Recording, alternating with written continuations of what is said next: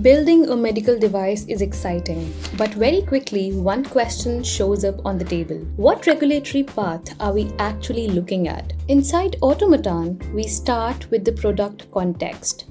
This is where we bring in the early device materials one by one. Now we'll select our AI transformation by clicking here. We'll move to category and select biomedical compliance. In this case, we'll use software architecture description document analysis. Now, this is not just looking for keywords. It is looking for signals that shape regulatory planning, intended use, classification indicators, predicate or similar cleared device signals, applicable regulation and standards, information gaps, and software description. We'll continue with this.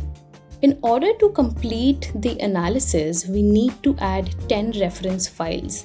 Since compliance is a complex process,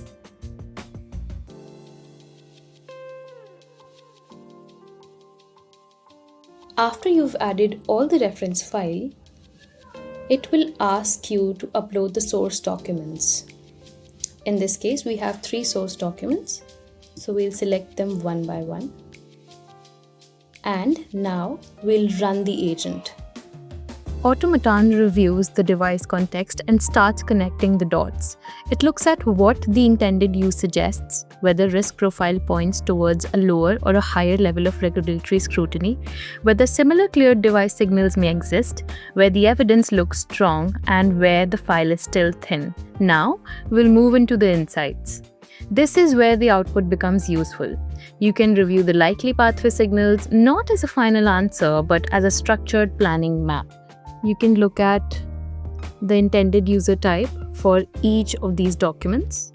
You can also look at software configuration and control, logging and error handling.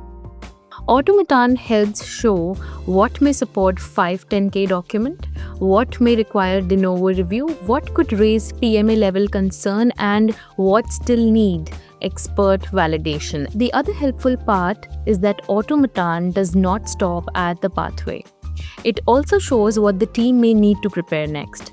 QMS artifacts, applicable standards, missing evidences, QMS dependencies, component breakdown so that you know what is missing in each component. So that's the workflow. Get expert grade insight for your biomedical team today. Book a demo.